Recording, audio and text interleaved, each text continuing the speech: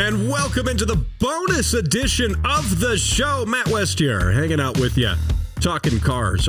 Maybe on the weekend, maybe not. This is the podcast now. I just got off the radio show.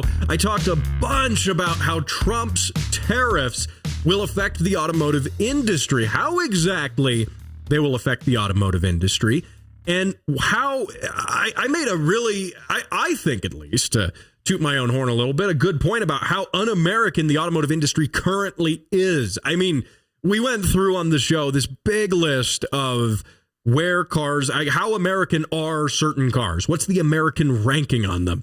And it will really surprise you. So if you missed that, if you're just joining me here on the podcast, go back and listen to the podcast version of the radio show now, or you can go in your YouTube feed and scroll through it and you will see some clips from the radio show. So make sure you check that out. Also, make sure you send car sounds into my show, facebook.com/automotive ADHD, for a chance to win some cool stuff. Yeah, you don't want to miss out on this. I'm going to put up a poll on the Facebook page of what should be in the Automotive ADHD care package this time. And one winner, by the way, gets that care package, someone who sent in car sounds. So anyway, I was talking about this. I said I would bring this up here in the bonus edition of the show. Here we are. It is the bonus edition of the show. And pop-up headlights. Yeah, pop-up headlights, man. They're coming back. They are coming back. I swear, this is going to be good. This is going to be good. Assuming other auto manufacturers actually do them. Because by coming back, I mean one really obscure specialty, low production, like really low production sports car has them now. We need to fix that. We need to fix that. It's good that one car has them now, and it is road legal, but we need more than... Gotta have more than one, man. We gotta bring back pop-up headlights. I mean, gosh, cars are so good with pop-up headlights. I love them. I absolutely adore pop-up headlights. If you're watching here on the video, that's my AE86 in the background. It's the Torino version of the car. I got it because I loved the pop-up headlights. I didn't love anything else about the car. I don't watch Initial D. I hate Chinese cartoons, whatever. I'm just kidding. It's a fun car. But the pop-up headlights, I mean, make the character of the car. Jim Miller, who is a regular co-host on my show here, who is also, by the way, running for city council. And you can, if you aren't in his district, he's a car guy running for city council. That doesn't happen. Anyway, he's taking donations, by the way, on his website, jimmillerforcolorado.com, for $17.76.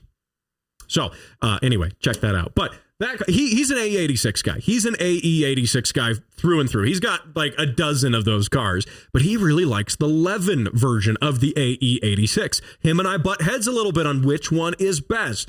I like a good Levin, but I bought a Torino.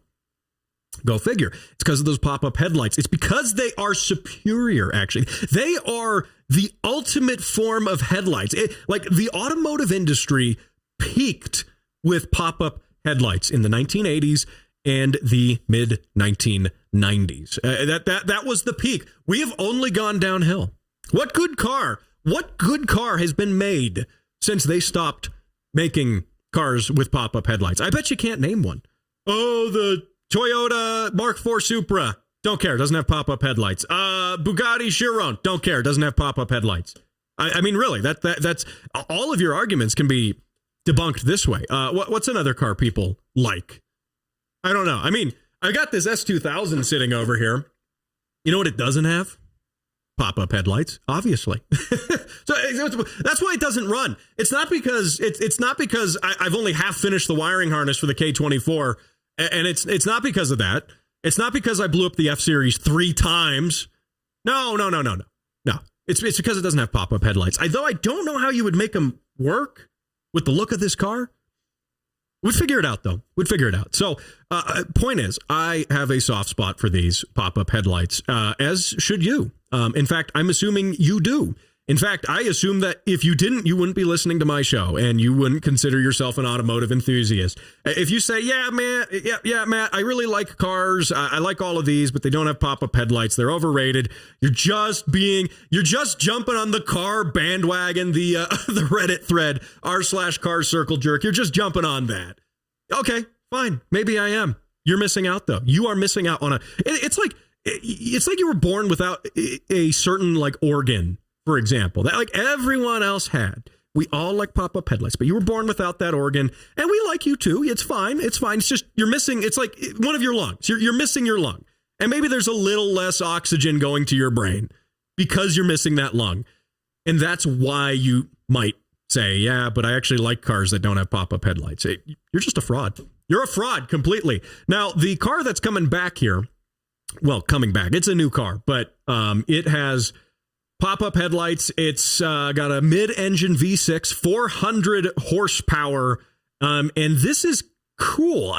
This is a striking car. I frankly love the way this thing looks, and my producer James will roll some B-roll of this car here in the video. By the way, let's make sure we drop that into here. But this car, I mean, it's striking. It looks great. It's got this integrated light bar that goes all across the very front of it. And then the pop-up headlights, they don't so much pop up like this, like they do on my AE86 or they do on a Miata or something like that. These look like they kind of actually recess into the body of the car. They go down and then they come up. So it's a little bit of a different look, but still very much pop-up headlights, very much so. And this car is called the Bertone, whatever that means. Maybe that means it has pop-up headlights. Maybe that's like pop-up headlights in French or something. GB110 design Bertone. And this, sure, to what it is, very much looks like a car that is built by a design firm rather than like an engineering firm. And that's okay, because this thing is gorgeous. Now, they've got a speedster version of this with or more of a roadster version with like a chopped windshield frame. It only comes up a little bit. You want to wear some goggles or something when you drive this thing. And sure, that looks good. But the full windshield version actually just has some better lines, in my opinion. I mean, if we jump into the photos here, hat tip Motor Trend, by the way. Yes, I realize I'm using Motor Trend for this, even though on the show I said that I was going to cancel Motor Trend altogether because they said the Dodge Charger Daytona EV was a muscle car. And yes, I still, they're canceled 100%. But they did have this article. So, I mean, I'm using pictures from this, obviously. So don't call me a hypocrite. Don't call me that. I'm just waiting for that Dodge Charger EV. I'm waiting for the masses to come up and riot against the Dodge Charger fake muscle car. And it was the whole reason for canceling Motor Trend, by the way, was because they said it actually was a muscle car. And they're just wrong. They're wrong. I defined a muscle car on this show. I mean, I am the authority in this realm here, even though I don't own a single V8. Don't worry about that. I defined what exactly it is. You can listen to that on the podcast of the show, of the radio show. But anyway, this car, I mean, okay, again, mid-engined V6. It's going to arrive in mid-2026. Again, it's going to have more than 400 horsepower, they say. With a V6 mid-engine, more than 400 horsepower, that's likely going to have some forced induction, which is fine. I love the two-tone on this thing, too. Oh, man. The two-tone on that works. That works. Why? Because this car kind of looks retro. It kind of looks like something to come out of the late 1970s to the early 1980s. It is going for that look, but man, it's hitting that look, and it's hitting it in just the right way.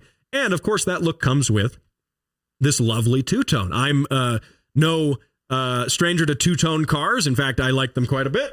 Running over at that one. But yeah, okay. So why did we actually lose pop-up headlights? Why did that actually happen? And that's an easy one. Regulations. Actually, Europe killed it. It's all Europe's fault. And we should probably just take all of Europe and take like a big knife, like an intergalactic, space knife, and just take it and like just pop that portion of the world off. Just get rid of that. If you live there, leave before that happens. But if you live there and listen to my show, leave before that happens. If you don't listen to my show, you won't know to leave before the intergalactic space knife comes in to remove Europe from the planet.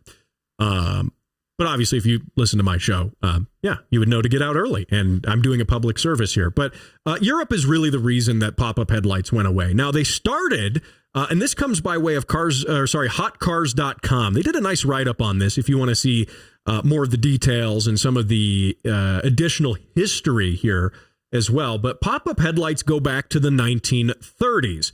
1936 in particular, by the way. And it was on a car called the Cord 810. And it was revealed at the 1935 New York Auto Show. And immediately the popularity of this car just went through the roof. Over 1,000 people requested this car immediately right there at the auto show. Signed up for it. Yeah, sign me up for it. I'll buy one right now. I'll put a reservation in.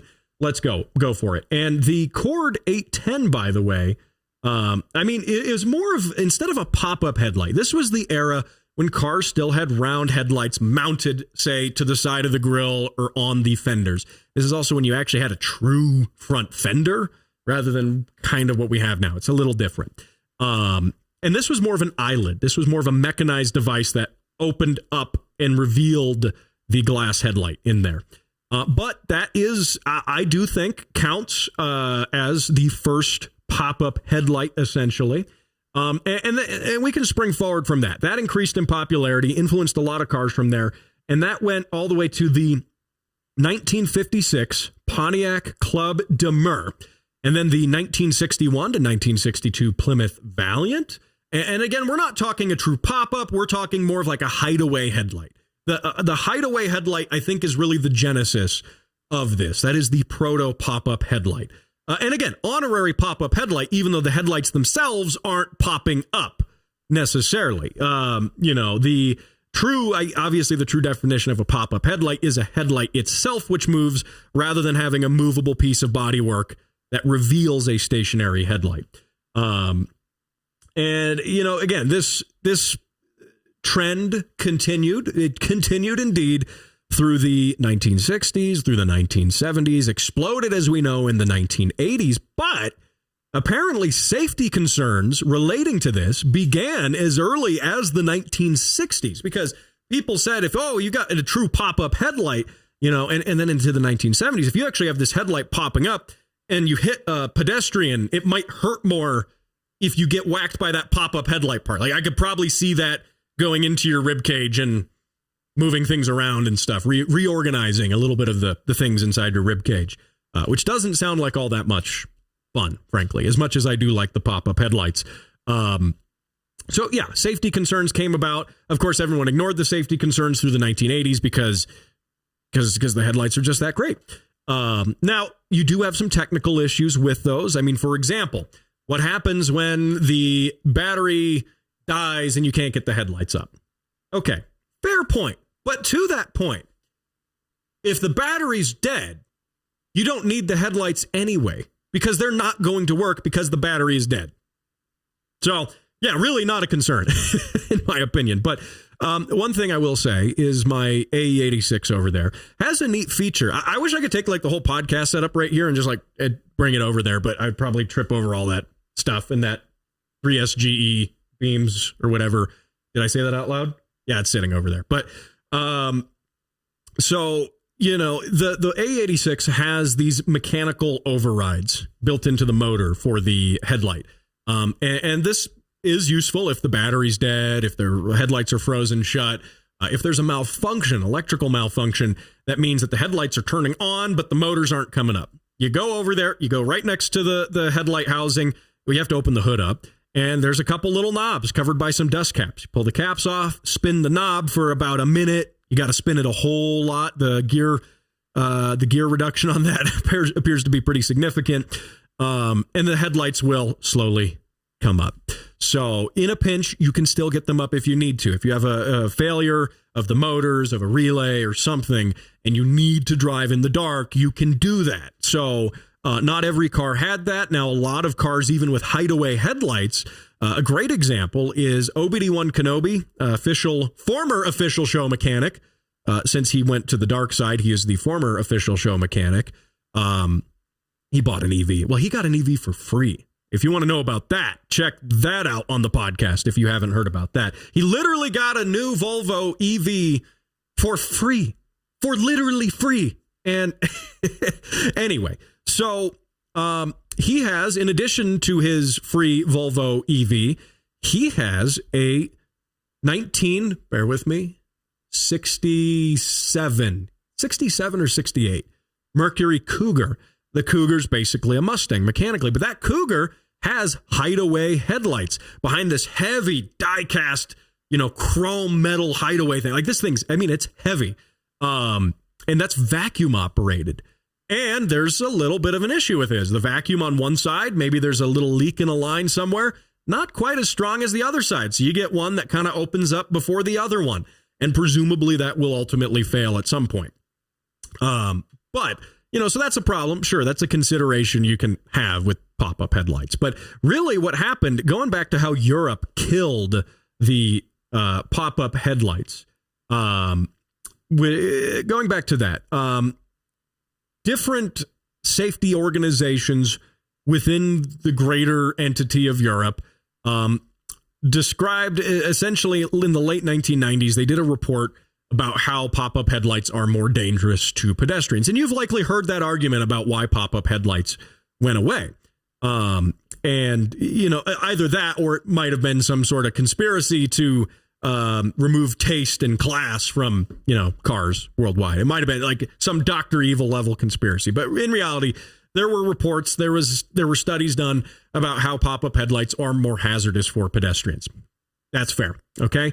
And that goes to, for example, by the way, one of these reports said, get this, by the way, that, quote, a sponge-like front replacing a pointed front end could prevent a pedestrian from having life-threatening injuries. Yes, if you make the front of the car out of sponge, it'll probably not hurt as bad if it were steel. Okay. Okay, fine. Yeah, let's just make all cars out of sponge in the front. Also, if you got hit with that at 60 miles an hour, would you really, I'm not trying to be gruesome here, but would you really know the difference? Because honestly, not that I speak from any experience, because obviously I'm still here talking to you. But if I got hit with that at 60 miles an hour, I probably wouldn't be able to tell the difference. Probably wouldn't. The theory, though, is that you're probably doing less than 60 miles an hour where there are pedestrians. Okay.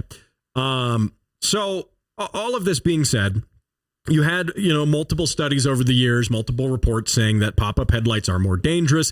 That then took an extra step when the European Commission conducted a review in 2004, and they basically revised the European safety standards to basically ban pop-up headlights. And that had a worldwide impact because car manufacturers don't like making different versions of cars for different markets to a greater degree, at least. Obviously, Japan, we know this. It's a hard, fast rule. Japan loves making cooler versions of the cars they sell here in the United States and only selling them in Japan. They're a big fan of that. But the rest of the automotive industry, typically, especially when it comes to, things that are structural to the car or related to safety features or related to, anything like that, they don't want to make another version. So, engineering a car to have pop-up headlights versus one that doesn't, and selling both of them, but for different markets, it's just an unnecessary cost. And auto manufacturers, likely crunch the numbers at this point, being faced with a decision of, do we keep pop-up headlights in some markets versus others now that the Europeans are, calling for safety mandates to remove these? Is that going to make us more money if we sell a pop-up version in this market versus a non-pop-up version in that market? And they did that review. They put the pencil on paper and they came to the conclusion, no, it doesn't make more money. And in fact, the styling trends going into the 2000s, people I think were seeing at that time pop-up headlights now as being kind of old hat, being dated, being a sign of an old car. So I think consumers were willing to jump off of that bandwagon, incorrectly so, but they were willing to do that. And I think that's a crime. I think that is. I think perhaps the European safety boards and the commissions and stuff, they should all be arrested, frankly. Frankly, they should be. I mean, I would actually like to see now that we have data from, 20 plus years of cars without pop-up headlights to the prior years. I would actually like to see that. And I might do some more digging on that. I don't have that number handy right here, right now. But we might revisit this topic at a future date and come back to that and actually find some of those numbers and do some digging, do some research and see, was there actually a difference, a true difference? They said that in theory, there would be a difference in life-threatening injuries, but have we actually seen that? And also, with the proliferation now, like now is almost perfect for pop-up headlights to come back. And why is that? Well, the reason for that is because of a lot of mandates, again, many of the same mandates that got rid of the pop-up headlights in the first place and, it issued this era of boring blob-looking headlights. Many of those same mandates also now mandate that cars have collision avoidance, pedestrian detection, all of these extra safety features, because obviously the safety regulators said, let's get rid of the pop-up headlights. They're too dangerous. Oh, gee, well, people are still running other people over. Let's do this, this, and that. Okay. So obviously the pop-up headlights wasn't, it wasn't the cause, by the way. I would argue we probably have more pedestrian involved crashes and incidents now than we probably did before, just purely speculating based off the fact that we have more distracted drivers now than ever before. That's one of the reasons why on this show I've supported, even though this is a car show, I've supported legislation that allowed lane filtering technically to become legal here in Colorado.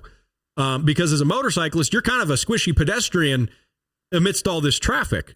And, being able to, go through a row of cars, be on the middle, be on that lane marker instead of the middle of the lane itself means that if an inattentive driver comes and smacks you from behind, they're not going to hit you because you would be off to the side now had you been lane filtering. So it's that same reasoning. I would argue that those pedestrian issues might be a bigger problem. The pedestrian issues being a bigger problem means that we have more regulations for pedestrian safety, but also pedestrian avoidance systems. If those systems are really as good as they are, and we brought back pop-up headlights and integrated that into modern design ethos once again, people say they'll never look good on modern cars. Well, yeah, because they're not designed to look, modern cars aren't designed with that in mind. But if you're going from the ground up, oh man, we could have some beautiful cars again, and we should.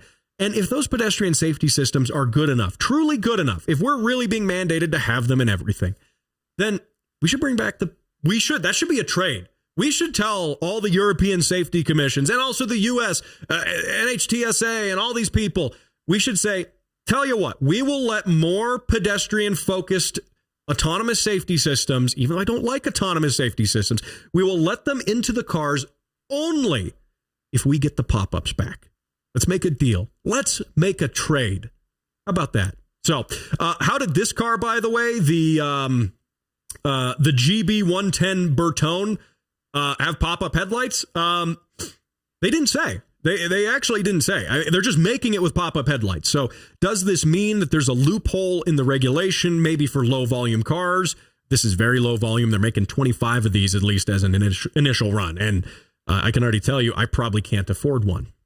Even if I sold all of these cars around here that don't run, I probably still couldn't afford one. But is it because they're making 25? Or are they just going to do the good old tried and true ask for forgiveness and not for permission?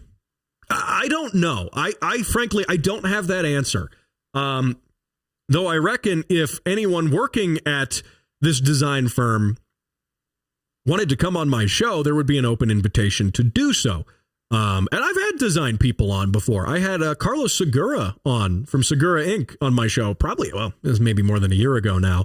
He was a real sort of esoteric kind of designer, and not designing cars necessarily, but designing car logos and branding. So that's a fun one if you want to go dig for that one on the podcast. But yeah, tell you what, Europe, safety, all of this stuff. For one, Europe killed pop-up headlights. Yes, they did. But for two, let's make a deal. Let's make a trade. Let's be cordial here and actually and maybe come to an agreement.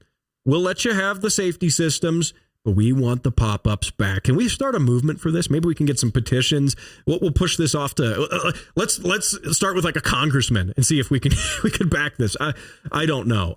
Now, that being said, I also think that we need better pedestrian safety laws, and by that, laws for better pedestrians. You should by law be a better pedestrian in general. So. All of this. I think this will all come together. Let me know your thoughts. Facebook.com/Automotive ADHD. That's where you send car sounds into the show. By the way, if you do want one of the Automotive ADHD show stickers or the Jim Miller for City Council stickers, if you just comment on my Facebook or you DM me on the Facebook with just Jim Miller, just a guy, Jim Miller, I'll just send this out to you for free along with one of these. And if you send car sounds in, we're putting together a new Automotive ADHD care package. You could win some free stuff. Last time I did one of these, I sent out a couple sets of Harbor Freight Icon 10 millimeter replenishment sets. So they're the nicer Icon ones. And it was just a socket set with only 10 millimeters. And people loved it, frankly. So, yeah, we're going to figure out something else to put in there. Probably have a poll up on the Facebook page. It might be there now by the time you're seeing this on video. So, hey, thanks for watching. Thanks for listening. Remember to catch the radio show as well. That is Saturday mornings at 9 a.m. on AM 1460 and FM 101.1 The Answer right here in Southern Colorado. If you're not here in Colorado, stay right here on the podcast. Go back through, listen to shows that you might have missed, and make sure to subscribe to the show on Spotify. Give it a rating, 6 stars on Spotify. Blow it up there. I'll talk to you next week.